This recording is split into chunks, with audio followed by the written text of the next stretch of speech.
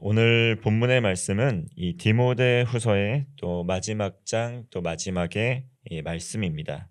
이 디모데후서는 이 바울이 삶을 살아가면서 또 이 땅에서의 삶을 또 마치는 가운데 이 디모데를 향한 유언과 같은 말씀이 담겨 있습니다. 그러므로 이 디모데후서를 읽을 때 이 사도 바울이 그 사랑하는 제자를 향한 마지막 말씀, 그 사명이 담겨 있을 뿐만 아니라 우리 모든 그리스도인들이 이 말씀을 또 읽게 될 때 이 땅을 살아가는 가운데 우리도 이 바울과 같이 또 마지막 유언과 같은 이 말씀들을 유념하고 우리의 삶을 살아가는 가운데 이 교훈으로 삼고 지키며 나아가야 된다는 그러한 가르침을 얻을 수가 있습니다. 먼저 9절의 말씀입니다. 너는 어서 속히 내게로 오라. 이 바울은 디모데의 사역에 대한 이 권면의 말씀들을 앞서 계속해서 했었습니다. 그런데 이제 시간이 많이 남지 않았음을 알고 있었기 때문에 사랑하는 제자 디모데 속히 또 바울이 있는 곳으로 오라고 이렇게 말씀을 합니다. 생을 마감하기 전에 이 디모데를 보고 싶어하는 간절한 마음이 담겨 있습니다. 왜냐하면 바울의 곁에 있는 사람들이 또 모두 떠나갔고 이 현재는 동역자 중에서는 이 누가만 남은 상태였기 때문입니다. 10절과 11절의 말씀입니다.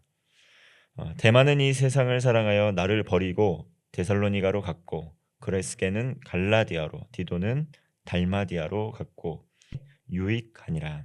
이느니라 내가 올 때에 마가를 데리고 오라. 그가 나의 일에 유익하니라. 먼저 첫 번째로 이 대만은 세상을 사랑해서 데살로니가로 갔다. 이렇게 말씀합니다. 특별히 나를 버리고 갔다라는 말을 보게 될 때 대마가 바울과 줄곧 함께 있었지만 바울을 감옥에 갇혀 있는 바울과 함께 하지 않고 떠나갔다라는 것을 우리는 볼 수가 있습니다. 이 대마는 바울과 줄곧 동역했던 이 바울의 동역자였습니다. 그리고 대마는 이 복음에 헌신한 사람이었습니다.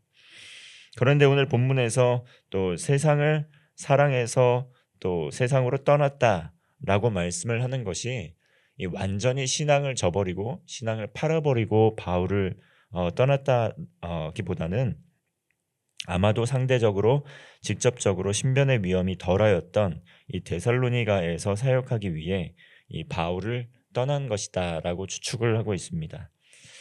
다시 말하면 대만은 복음을 전파하다가 이 감옥에 갇히게 된 바울과 함께 그 곁을 지키면서 이 고난을 받는 길을 택하지 않고 바울을 부끄럽게 여기는 가운데 이 바울과 엮이지 않기 위해서 잠시 회피한 것으로 여긴 것입니다. 또한 바울이 자신을 버리고 갔다라고 이야기한 것에서 그것을 우리는 유추해 볼 수가 있습니다.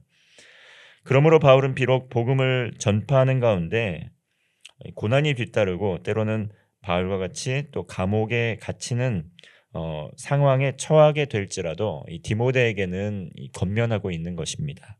이것을 부끄럽게 여기지 말고 이 복음으로 이 믿음의 시련, 복음을 전하는 가운데 당하게 되는 고난도 또 때로는 받아야 함을 전파하고 있는 것입니다. 그것 때문에 또 때로는 감옥에 갇히게 될지라도 그것을 부끄럽게 여기거나 그 고난을 피하지 않고 하나님께서 주시는 능력으로 잘 견디며 나아가기를 바란다라고 이렇게 권면의 말씀을 하는 것이죠. 바울의 곁에는 누가만 함께 했습니다.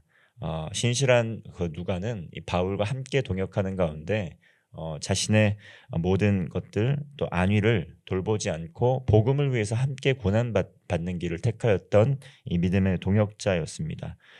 그리고 바울은 디모데에게 마가를 함께 데려오라고 부탁합니다.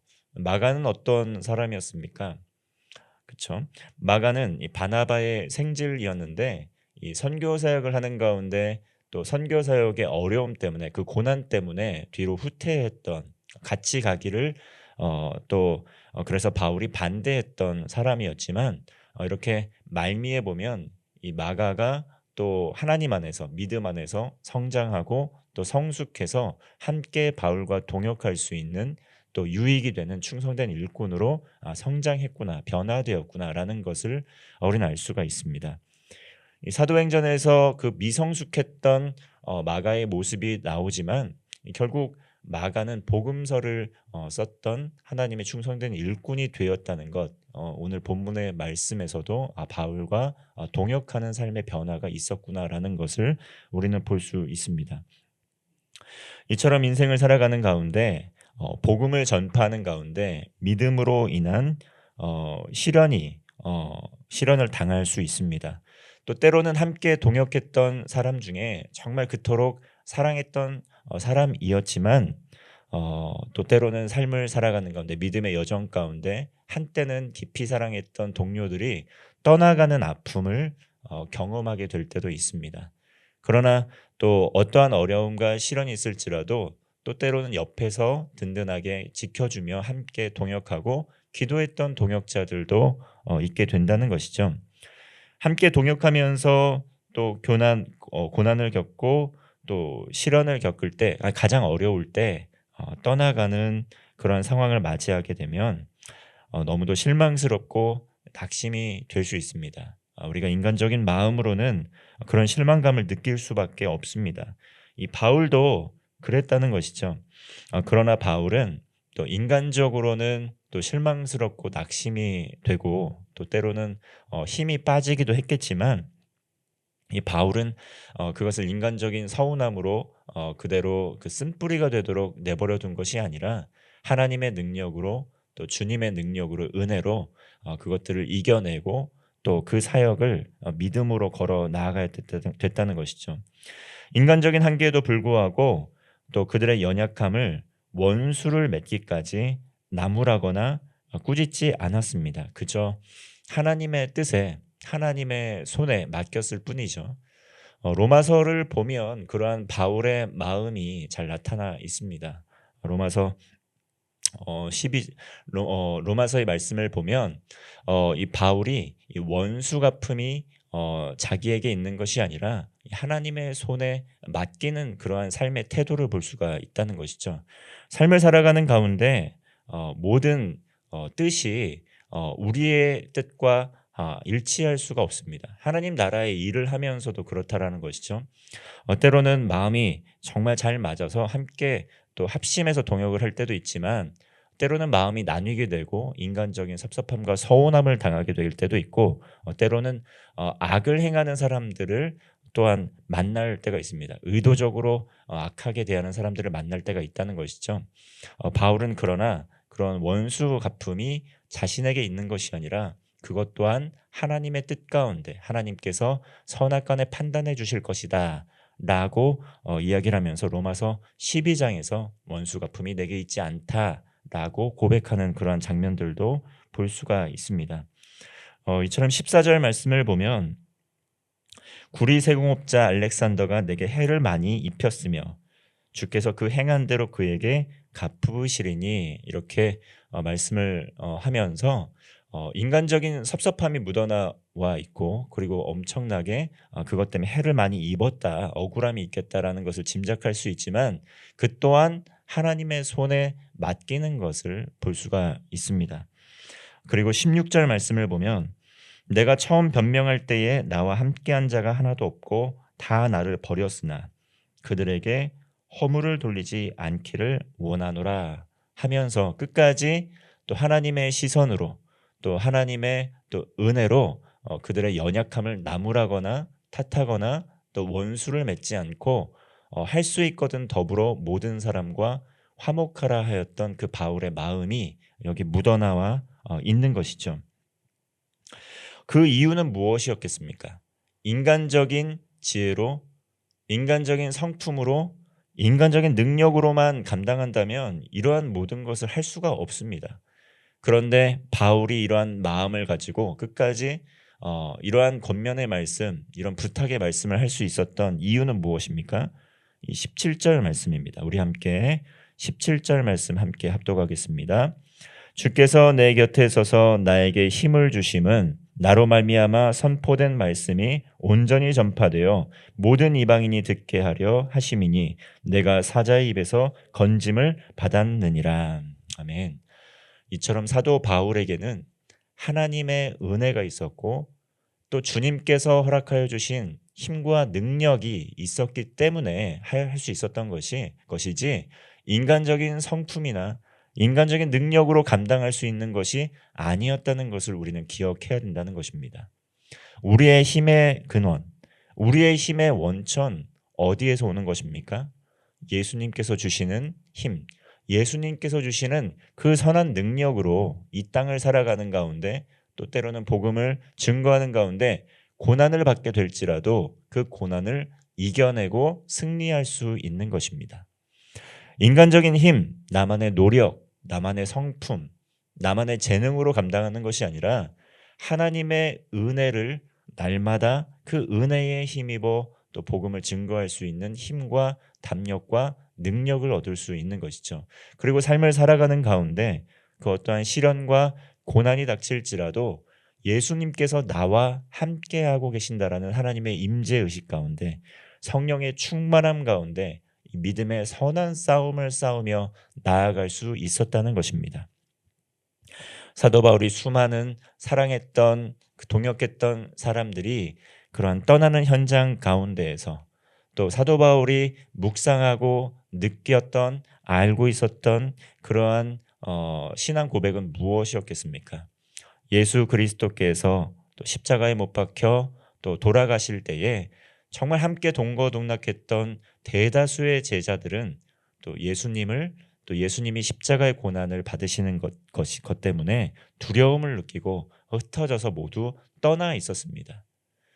그들은 그러나 부활하신 예수 그리스도를 다시 만나게 되고 다시 경험하게 되고 이제는 예수님과 십자가의 고난을 받는 것, 예수님의 복음을 전하면서 십자가 고난을 받는 것을 더 이상 두려워하지 않고 예수님의 그 뜻을 따라 또 복음을 전파하는 가운데 고난도 마다하지 않고 또 순교의 삶을 살아갔던 것들을 보게 됩니다. 예수님께서 십자가에서 돌아가실 때 저들의 연약함, 저들의 죄, 또 악을 행하는 그들에게 그들의 그 죄와 또 그 악한 행위를 그들에게 돌리지 않고 또 용서해 주시고 또 너그럽게 또 대해 주셨던 것을 볼 수가 있습니다.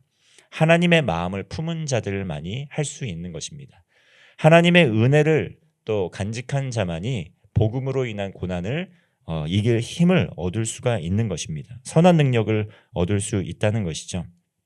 이 땅을 살아가는 우리 모두 하나님께서 우리에게 주신 사명이 있습니다. 그것은 바로 때를 얻든지 얻지 못하든지 예수 그리스도의 복음을 증거하는 삶을 살아가는 것입니다.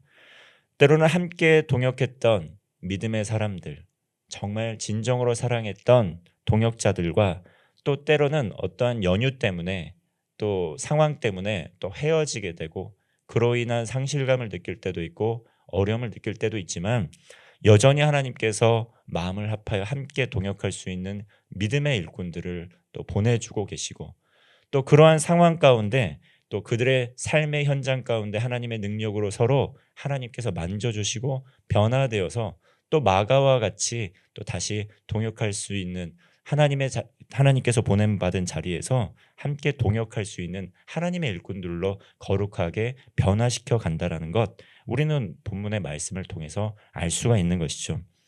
복음을 증거하는 가운데 또 맡게 되는 복음으로 인한 믿음의 시련, 하나님께서 주시는 능력과 힘과 지혜로 승리하는 성도가 되시기를 주님의 이름으로 축원합니다.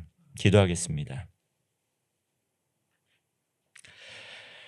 하나님 아버지, 죄와 사망으로 죽을 수밖에 없는 우리 모두를 예수 그리스도의 십자가의 복음으로 또 구원하여 주시고 하나님 자녀 백성 삼아 주신 은혜에 참으로 감사를 드립니다. 이 복음을 때를 얻든지 얻지 못하든지 또 복음을 증거하고 가르치는데 전파하는데 힘을 쓰라 하신 주님의 말씀을 기억합니다. 복음을 전파하는 가운데 복음으로 인한 시련이 있을지라도 예수님께서 주시는 힘과 능력과 지혜로 담대히 믿음의 선한 싸움을 싸우며 승리하는 우리 모두 되게 하여 주옵소서. 믿음의 경주를 하는 가운데, 믿음의 선한 싸움을 싸워 나아가는 가운데 복음으로 인한 시련과 어려움이 있을지라도 하나님께서 주시는 힘과 능력으로, 지혜로 복음을 증거하며 하나님께 영광 올려드리는 복된 성도의 삶 살게 하여 주옵소서. 오늘도 우리와 동행하시는 우리 구주 예수 그리스도의 이름으로 기도하옵나이다. 아멘.